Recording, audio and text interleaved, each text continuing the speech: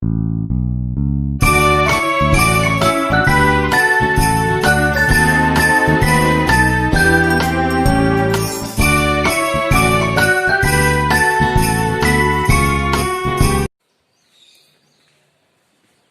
morning, student. This is our fifth lecture on electric current through a conductor. In today's lecture, actually we will see the basic formulas, that is V equal to E minus I into R, or I equal to E divided by R plus R.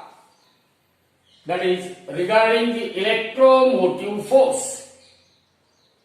Actually, electromotive force, a source of EMF. It may be our voltaic cell in a laboratory, it may be a fuel cell, it may be a battery, it may be a solar cell, or even it may be a generator. So a source of electromotive force, it is a cell, maybe a voltaic cell. Now we know that whenever there is a flow of charge through a conductor, suppose we are having a conductor AB through which charges are flowing.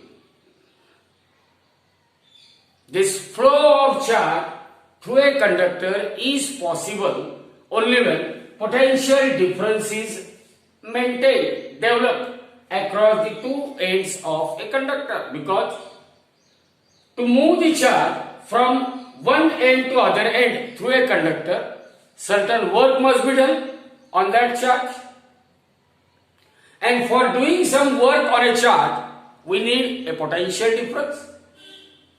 So there is a device with the help of which we can maintain a steady flow of charge.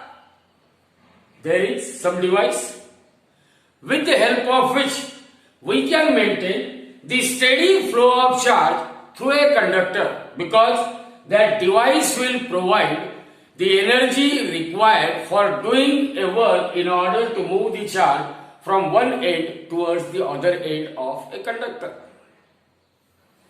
That device is known as a source of EMF. So what is source of EMF? A source of EMF is a device which maintains a steady potential difference across the two ends of a given conductor, and which provides the energy necessary or energy required for doing a work in order to move the charge from one end of a conductor towards the other end of a conductor. From one end of a conductor towards the other end of a conductor. And the examples of the source of EMF, it may be our fuel cell, it may be a voltaic cell, it may be a battery, even it may be a generator, or it may be a solar cell. These are all examples of source of electromotive force. They are all examples of what? Source of electromotive force. Now, one of the circuit here I have drawn in your textbook. Such type of circuit is given, where a resistance R is shown to be connected across a source of EMF. Here this is a source of EMF, and across that source of EMF some resistance R is connected. Now here the source of EMF, it is shown by means of an arrow. That arrow is pointing from what? Negative terminal towards the positive terminal. The direction of electromotive force is represented by means of an arrow which is pointing from negative terminal towards the positive terminal of a cell. Now remember here, there are two possibilities. Whenever we connect a source of EMF across certain resistance, then if that circuit is open circuit, means if I show here a key and if that key is kept open, if that key is open, means what you can say, whenever the source of EMF is not connected in circuit, means source of EMF is in what? Open circuit. Open circuit means no current is drawn from the cell. No current is drawn from the source of EMF, means current drawn from the source of EMF, I becomes equal to what? 0. Whenever we are having a source of EMF which is connected in some circuit, and if that circuit is in what? If that circuit is open, when circuit is open, it means no current is drawn from the source of EMF. And when no current is drawn, means current flowing through circuit is 0. Current flowing through circuit is what? 0. In this case, there will not be any flow of charge carrier from negative terminal of a source towards the positive terminal of a source, because there is no motion of charge carrier either outside the circuit or inside the source of EMF. Means no charge carrier moves from negative terminal towards positive terminal or positive terminal towards negative terminal, as no charge carrier moves from one electrode towards the other electrode. It means there is no opposition to the motion of charge carrier. And when there is no opposition to the motion of charge carrier, we know that the net opposition to the motion of charge carrier inside the source of EMF is called its internal resistance. What is internal resistance? Internal resistance denoted by small r. Internal resistance.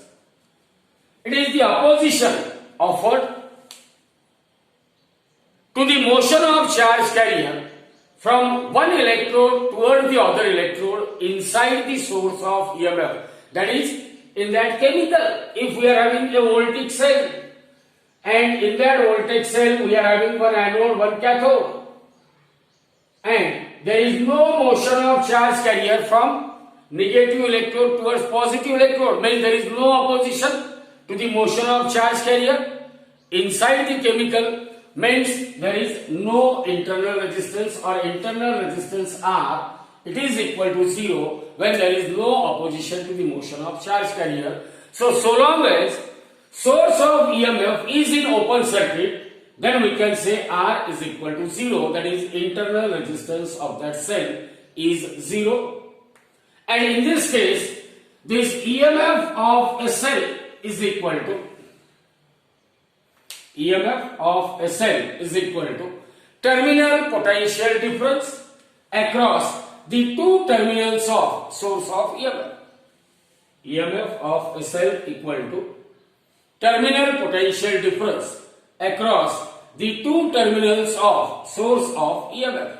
So simply you remember that whenever a source of EMF is connected in any circuit, and if that circuit is open, means no current is drawn from the source of EMF, that is when I equal to 0, then electromotive force of EMF of a cell is equal to terminal potential difference across the two terminals of a cell. But if that source of EMF is connected in a circuit, source of EMF is connected in a circuit, it means current is drawn from the source of EMF. See here, a source of EMF across which an external resistance R is connected. And here I have shown small r. What is this small r? It is the internal resistance of cell. Internal resistance offered by a source of EMF. Internal resistance offered by source of EMF. So whenever that source of EMF is in a closed circuit, it means current is drawn from the source of EMF, and that current flows through the circuit, that is in the external resistance R, as well as there is a flow of current through the source of EMF also. But we know current is nothing but rate of flow of charge. Current is nothing but what? rate of flow of charge. So whenever a source of EMF is connected in a closed circuit, it means dq amount of charge, let dq be the amount of charge flowing. dq represent the amount of charge that flows not only through the external resistance R, but that charge dq, it also flows through the cell. That charge dq enters the source of EMF at negative terminal, which is at lower potential, and it leaves the source of EMF at positive terminal, which is at higher positive potential. See what I am saying? That when source of EMF is connected in a closed circuit, source of EMF is connected in a closed circuit, it means current I is drawn from the source of EMF. And whenever current I is drawn from the source of EMF, it means charges are flowing not only through the external resistance R, but they will also flow through what? Through the source of EMF, inside the source of EMF. Let dq is the amount of charge flowing not only through the external resistance R, but also it flows inside the source of EMF also. That is, charge dq enters at a negative terminal, which is at lower potential, and it leaves the source of EMF at positive terminal, which is at what? Higher positive potential. So to move the charge, to circulate the charge in a circuit, the source of EMF will do dW amount of work on a charge. Source of EMF is doing dW amount of work over the charge dq in order to circulate the charge not only through the external resistance R, but also to flow even inside the source of EMF. So in order to circulate dq amount of charge, dW amount of work is done. That amount of work done, dW, required to circulate the charge, it is provided by a source of EMF. Hence we can define EMF of a source E equal to dW upon dq. The amount of work done per unit charge. The amount of work done on a charge to circulate it once round the circuit. The amount of work done by the source of EMF to circulate dq amount of charge not only in the external resistance, not only in the external part of circuit, but also through what? But also from inside the source of EMF. So E equal to dW by dq. So EMF of a cell or electromotive force, it is defined as the amount of work done per unit charge. Remember, as far as this ideal device is concerned, whenever we go to a market to purchase an ideal source of EMF. So what is the criteria for ideal source of EMF? When for ideal device, we are expecting its internal resistance R must be equal to 0. An ideal source of EMF has internal resistance R equal to 0, means any ideal source of EMF will not opposes the motion of charge carrier inside the source of EMF, means internal resistance offered by that source of EMF, if it is equal to 0, then that source of EMF is called an ideal source of EMF. So for ideal source of EMF, when R is equal to 0, it means that the electromotive force of a cell, EMF of a cell, denoted by letter capital E. EMF of a cell, it must be equal to what? Terminal potential difference across the two terminals of a cell. Terminal potential difference across the two terminals of a cell. So EMF E equal to dW divided by dq, amount of work done per unit charge, or EMF of a cell is nothing but work done on a charge by the cell to circulate the charge through a circuit. Its unit is Joule per Coulomb. For ideal source of EMF, internal resistance R must be 0. Means ideal source of EMF will not provide any opposition to the motion of charge carrier when charges moves internally from one electrode towards the other electrode inside the device. So for ideal source of EMF, E must be equal to V. That is, source of EMF is equal to terminal potential difference across the two terminals of a source. But no device in the universe is ideal device. So there is no ideal source of EMF. All the sources of EMF which are available, they are all real source of EMF. And for real source of EMF, internal resistance R, it should never be 0. Every source of EMF will offer an opposition to the motion of charge carrier when charge carrier moves from one electrode towards the other electrode inside the device. So for real source of EMF, R is not equal to 0.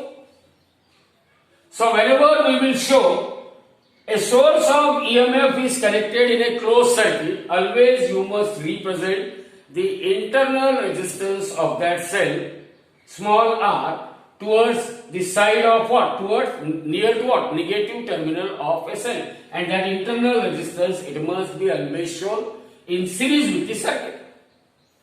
So you just concentrate on this circuit. This is a circuit when it is closed. So in a closed circuit, when a source of EMF is connected in a closed circuit, current I is drawn from that cell. That current I, it flows from positive terminal towards the negative terminal. Current I, it flows from what? Positive terminal towards the negative terminal. Now, according to Ohm's law, what is I equal to? Current I is equal to current I, it is equal to, we want to find out the total current flowing through this circuit. So current in a circuit is equal to source of EMF, E, I equal to V by R according to Ohm's law. So current I equal to source of EMF is E divided by total resistance of a circuit. Look at this. Resistance capital R, it comes in series with internal resistance small r. So what is the net resistance? These two resistors, they are in series. In series means their effective resistance is capital R plus small r.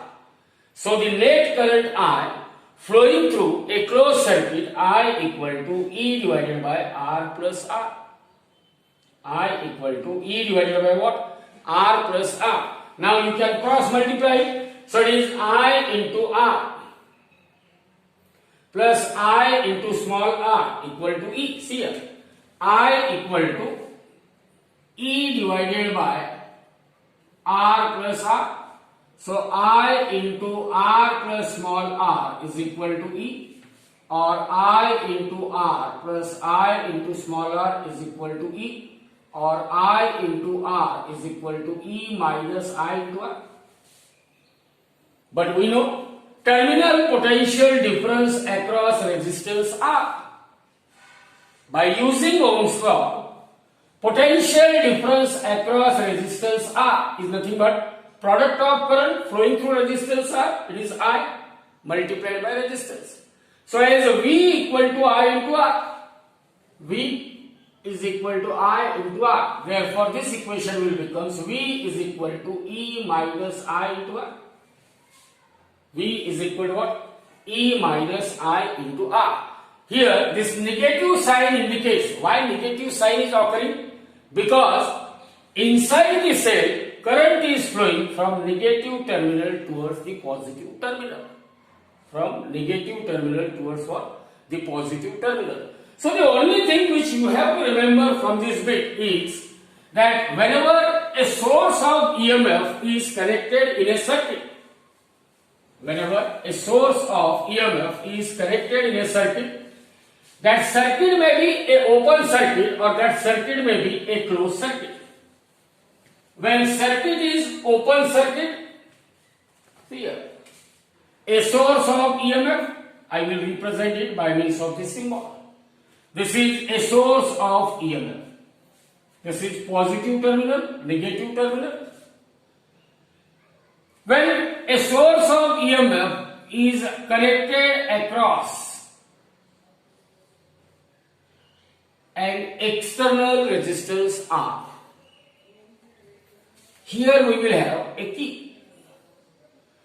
If this key is kept open, is there any chance of flow of current through a circuit? No. No current flows through the circuit means I equal to 0. When no current flows through the circuit or no current is drawn from the source of EMF, then the internal resistance of that cell is 0. And under this condition, the EMF of a cell is equal to its terminal potential difference. So this is all about when source of EMF is connected in what? Open circuit.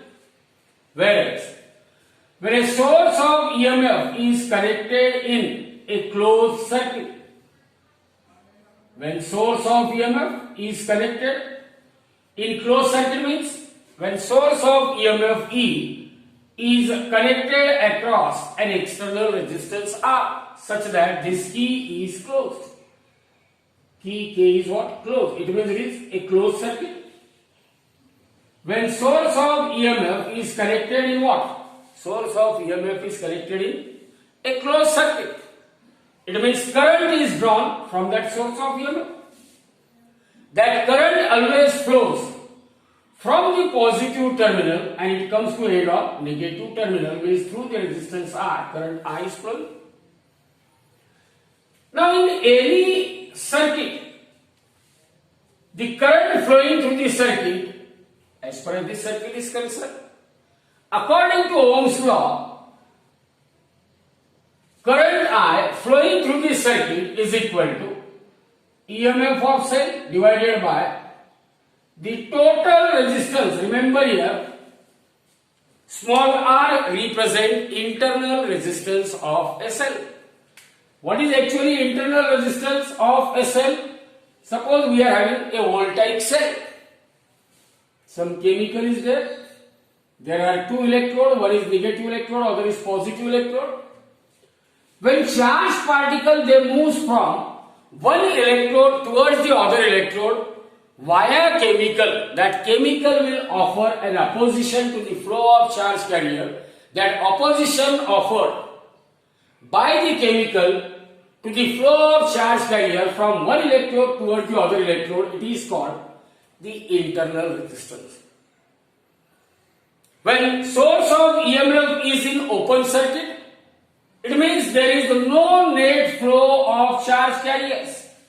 Amount of charges flowing through a circuit is equal to 0. That is, no charge carriers are flowing not only outside the circuit but also there is no flow of charge carrier inside the source of EMF. When charge carrier itself they are not flowing, it means no opposition will be offered. So in open circuit, internal resistance of cell is 0. But when cell is connected in a closed circuit, internal resistance of cell is not 0. Internal resistance of cell is 0 only for ideal source of EMF.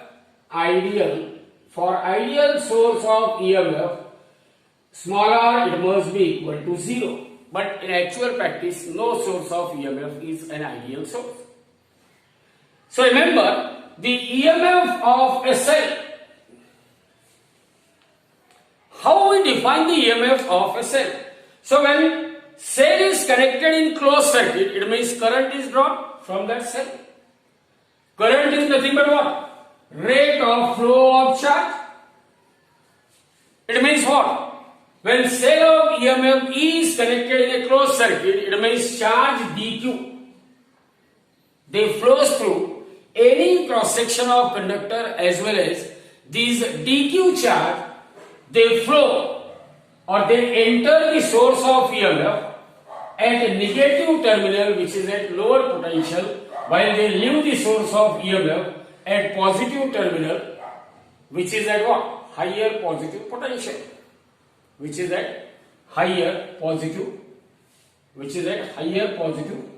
potential. So, in order to move the charge inside the source of EMF, some work dW must be done on that charge. And this work done on a charge, the energy required for doing a work on a charge, it is provided by that source of EMF. So the EMF of a cell, it is defined as dW divided by dQ, amount of work done per unit charge. EMF of a cell is nothing but amount of work done in order to circulate the charge dQ once around the circuit.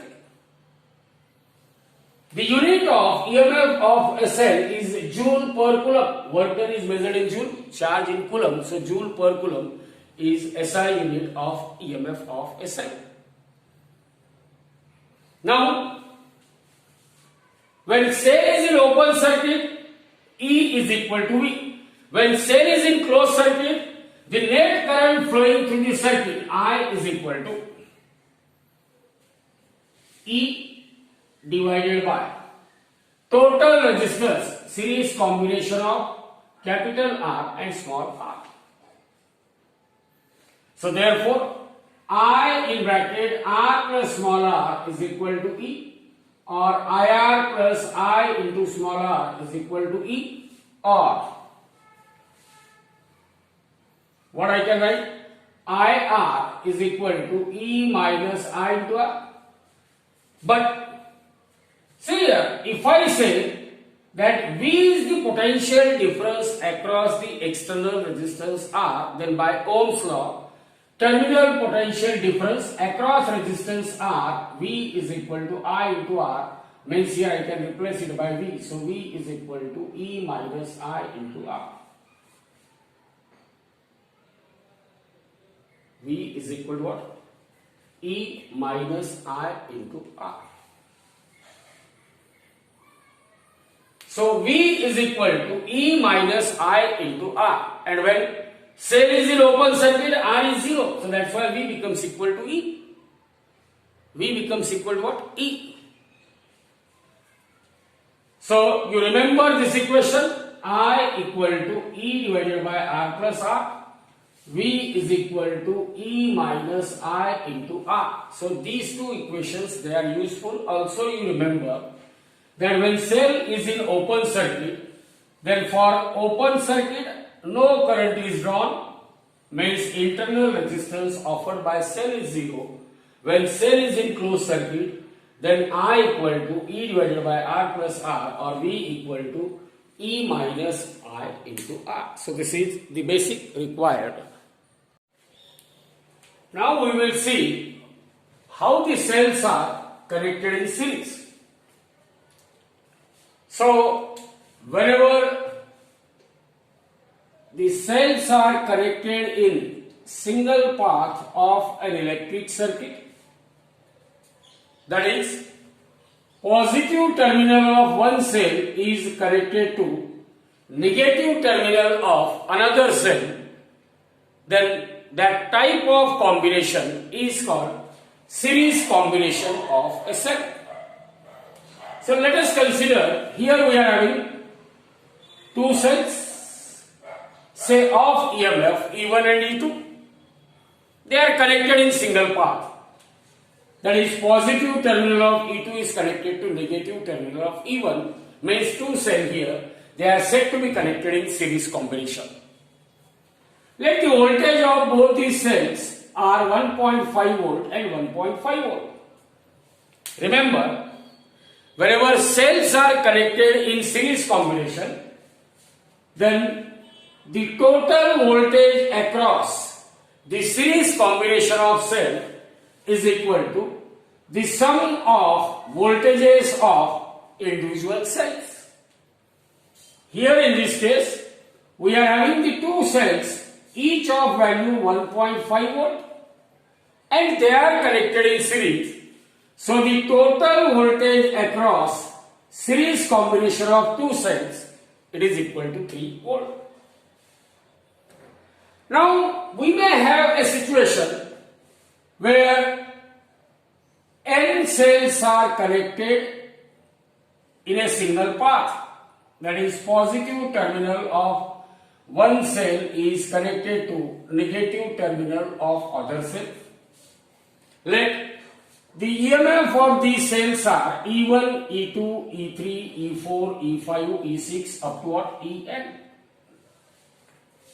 So we are having series combination of how many cells? N cells. N cells, they are connected in series combination, that is in a single path, and their EMF are E1, E2, E3, E4 up to En.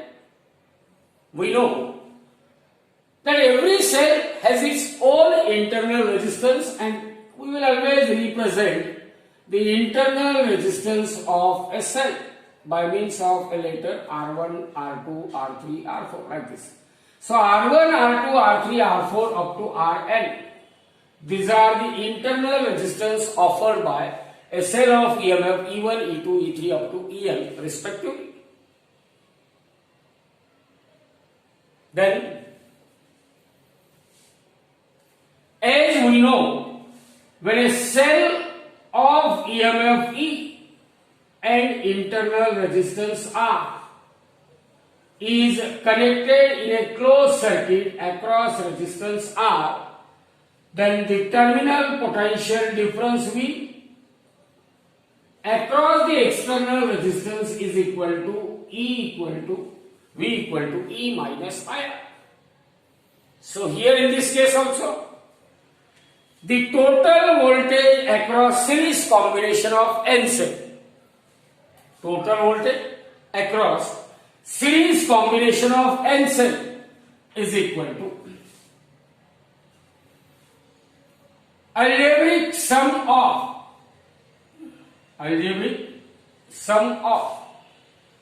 EMF of N individual cell minus I. Remember here, cells are connected in series. Whenever devices are connected in series, then current flowing through them is same. So that's why I is taken outside. And that R, here we will write summation of Ri, I takes value from 1 to n. So whenever N cells are connected in series, that is in a single path of an electric circuit, then for that series combination of N cell, the total voltage across series combination of N cell is equal to algebraic sum of EMF of N individual cell minus I into algebraic sum of internal resistance of a cell.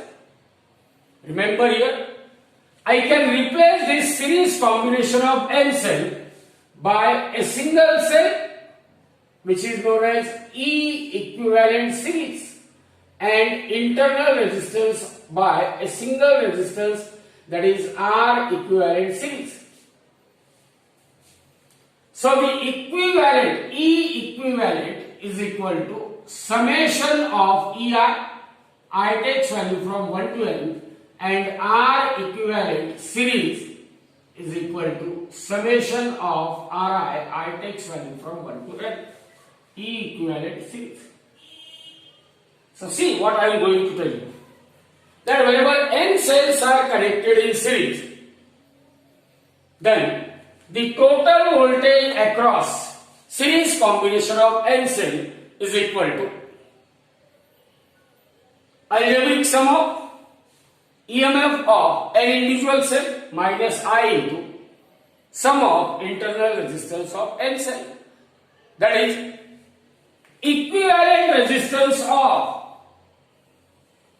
series combination of N cell. See what I am saying. Equivalent EMF of series combination of N cell. Equivalent EMF of series combination of N cell is equal to algebraic sum of EMF of N individual cell. Similarly, equivalent internal resistance of series combination of n cell. Equivalent internal resistance of series combination of n cell is equal to sum of internal resistance of n individual cell. N individual cell. So this is about when cells are connected in series. Now, what is the advantage of connecting the cells, or why we are connecting the cells in series? Whenever cells are, first advantage, whenever cells are connected in series, they will produce what? Large voltage. So whenever we have to produce a large voltage, we must connect so many cells in series. And the second advantage, that when cells are connected in series and if one of the cell is not working properly, you won't get voltage potential difference across that series combination. Means you can very easily identify that out of n cell, which cell is not working properly. Means you can identify and you can replace the damaged cell very easily whenever cells are connected in series. So there are two advantages of connecting the cell in series.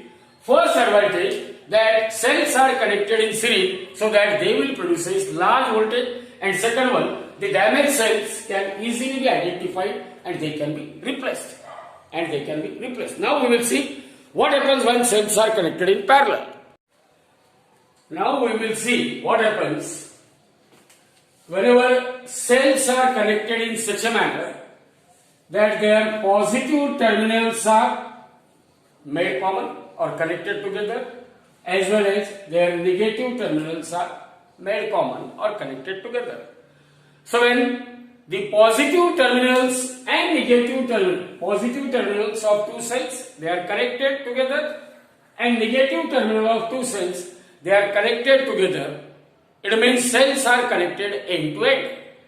Under this condition, we can say cells are connected in parallel combination.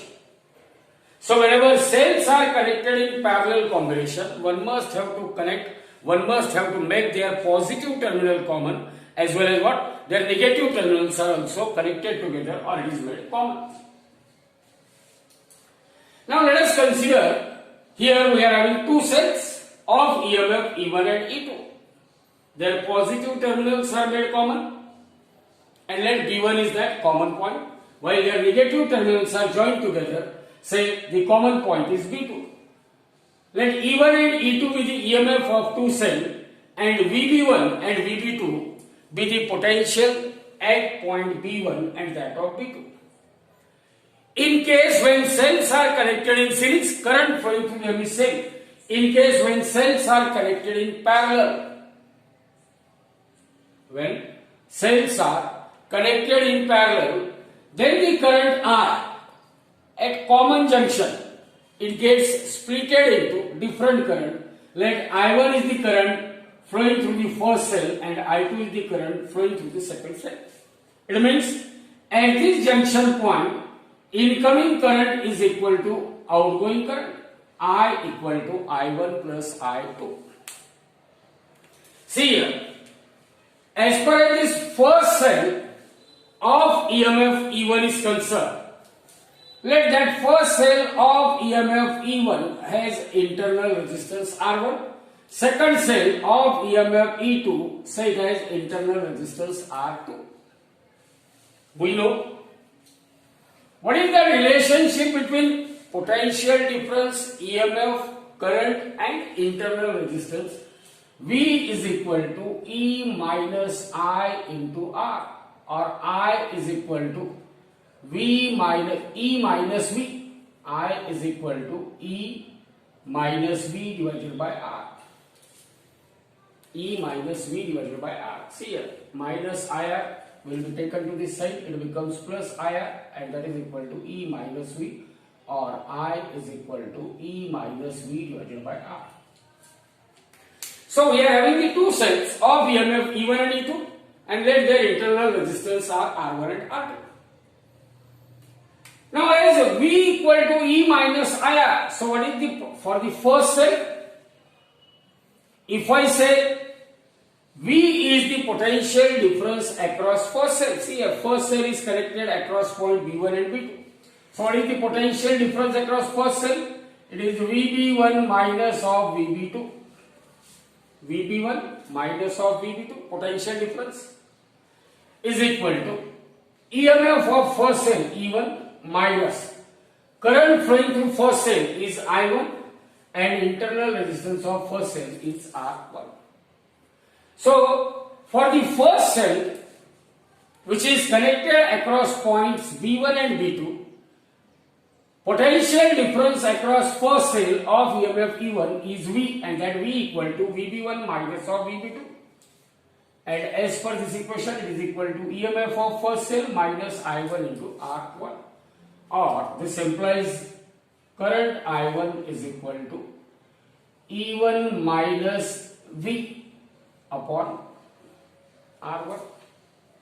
E1 minus V upon R1. So this is my first equation.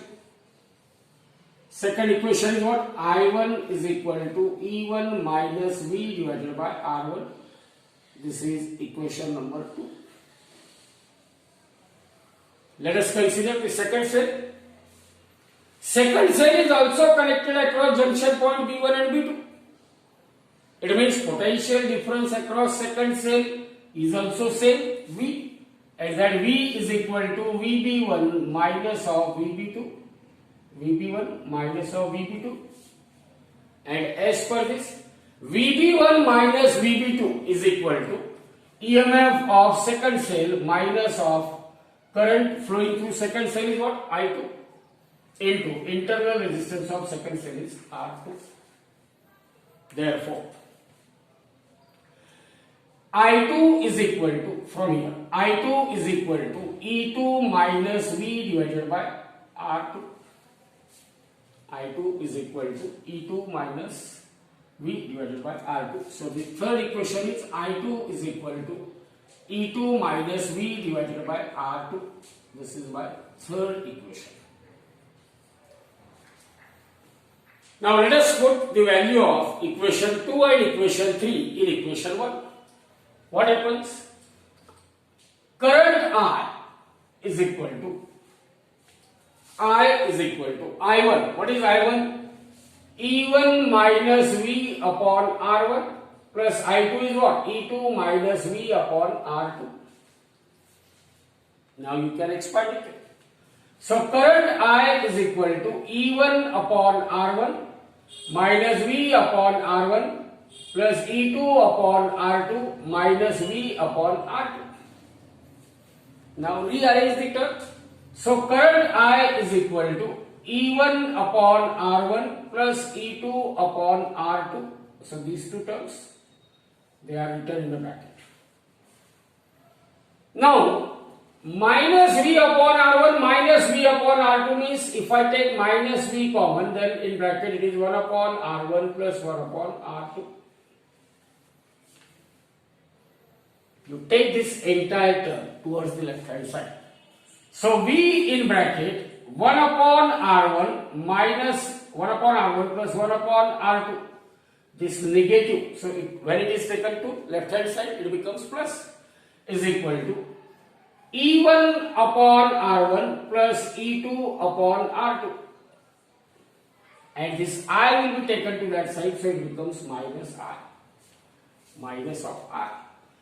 So as far as this equation is concerned, I can simplify it.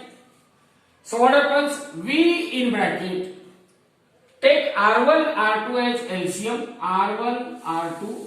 So in bracket it is R2 plus R1, and that is equal to E1, R2. Here LCM is R1, R2, R1, R2. So E1 into R2 plus E2 into R1 minus of R. Minus of R. Now, you can divide both the side by R2 plus R1 upon R1, R2. So what happens? Divide both the side by R2 plus R1 upon R1, R2. R2 plus R1 upon R1, R2. R2 plus R1 upon R1, R2. See here. This bracket get cancelled with this bracket. R1 into R2 in denominator get cancelled with R1 into R2 in denominator. So this implies, or this will give us V in bracket. See here, what is the final expression that we will get? Here we get V,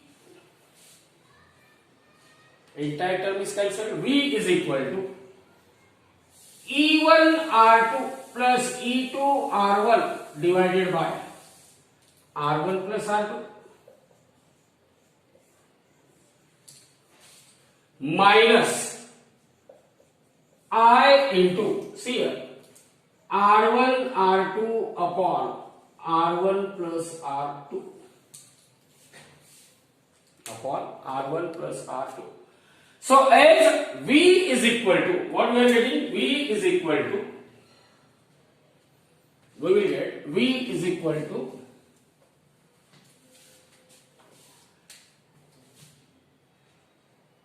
E1 R2 plus E2 R1 upon R1 plus R2 minus I into R1 R2 upon R1 plus R2.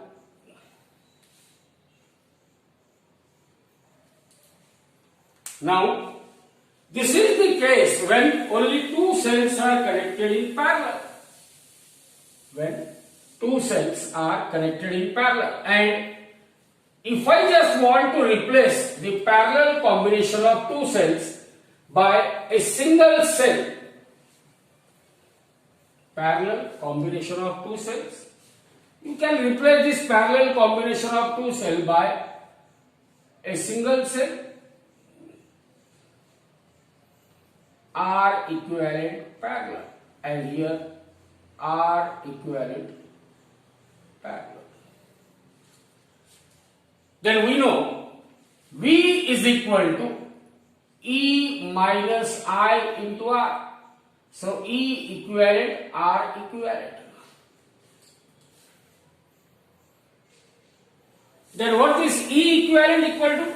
E equivalent equal to E1 R2 plus E2 R1 upon R1 plus R2, and R equivalent is equal to R1 into R2 upon R1 plus R2.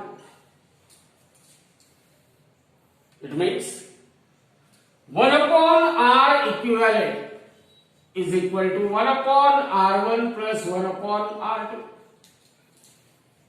and E equivalent upon R equivalent is equal to E1 upon R1 plus E2 upon R2. R equivalent is R1 into R2 upon R1 plus R2. E equivalent E1 into R2 plus E2 into R1 upon R1 plus R2, or 1 upon R equivalent is equal to 1 upon R1 plus 1 upon R2, and E equivalent upon R equivalent is equal to E1 upon R1 plus E2 upon R2. It means if we have a parallel combination of n cells, here we had considered parallel combination of only two cells, but if we are having the third cell of EMF E3, internal resistance R3, and it is connected like this. So in this way, if n cells are connected in parallel, if n cells are connected in what? Parallel, then 1 upon R equivalent, when n cells of EMF E1, E2, E3, E4, En, they are connected in parallel, then 1 upon R equivalent is equal to 1 upon R1 plus 1 upon R2 plus 1 upon R3, and this can be continued for 1 upon Rn. And E equivalent upon R equivalent is equal to E1 upon R1 plus E2 upon R2 plus E3 upon R3. In this way, it is continued up to En divided by Rn. En divided by Rn. Now, what are the advantages of connecting the cell in parallel. When we connect the cells in parallel, and if any one of the cell is damaged, then that circuit will not be broken. Circuit continues to work. What is the only advantage of connecting the cells in parallel? When cells are connected in parallel, and if one of the cell gets damaged, in case of series combination, if one of the cell is damaged, entire circuit will be broken. Circuit will not function. But in parallel combination, even when one of the cell is broken, one of the cell is damaged, circuit will not be broken, it continues to work. Then what is the disadvantage of parallel combination? Even by increasing the number of cells, you cannot increase the voltage across parallel combination. It remains same, whether you use 2 cells, 3 cells or n cells. So the voltage across parallel combination cannot be increased by increasing the number of cells. So this is about the parallel combinations of n cells when they are connected in what? Parallel combination. Now at last we will see what are the different types of cells. As far as your 11th standard is concerned, you remember only 3 types of cell: primary cell, secondary cell and fuel cells. So as far as primary cells are concerned, any dry cell which we are using in our batteries or remote. So dry cell or alkaline cell which we are using in our physics laboratory. They are the examples of primary cell. And as far as primary cells are concerned, they cannot be charged again and again. Means you cannot reuse them. They cannot be used repeatedly. They can be used only once. So primary cells cannot be recharged. They can be used only once. Example, dry cell. Cells which are used in battery, cells which are used in remote, they are dry cell. Or alkaline cell which we are using in the laboratory. One of the advantage of primary cell that their cost is very low. They are what? Cheaper. And they can be used very easily. They are users handy. You can use it in a very easy manner. The drawback or disadvantage that whenever there is a requirement of heavy load, when you want to run somewhat heavy machines, then these primary cell, they are not useful. You cannot draw a large current from it. They can be used to draw a small current. So whenever there is a requirement of heavy load, primary cells are not useful. Another type of cell is secondary cell. So as far as secondary cells are concerned, they are rechargeable. You can recharge them repeatedly and you can reuse them. Whereas primary cells cannot be charged and cannot be used again and again. While secondary cells can be recharged again and again, it can be used repeatedly. The only drawback here, the chemical reaction is. Chemical reaction in secondary cells are what? Reversible. Example, lead acid accumulator, that is a lead acid cell, fuel cell or a solar cell. Now as far as advantage of secondary cell is concerned, you can recharge them, they are rechargeable, they can be reused and they are even suitable for heavy load connection also. That's why they are used in what? A vehicle. They are used in a vehicle. So as far as fuel cells are concerned, fuel cells, they are mainly used in fuel cells vehicle. Nowadays the vehicles which are available in market, they are working on batteries. And in those vehicles, fuel cells are used. So what is the advantage of fuel cells? That they are using to power the vehicle, because to run the vehicle we need a power, and these fuel cells, they are providing the required power. So hydrogen is used as a fuel. In fuel cells we are using hydrogen as a fuel, and the byproduct of this cell after it gets burned, it is a water. That is the more advantageous part, that they are eco-friendly. They are what? Eco-friendly. So that's why nowadays vehicles are coming which are just working over what? The batteries. So this is about the different types of cells that you have to study.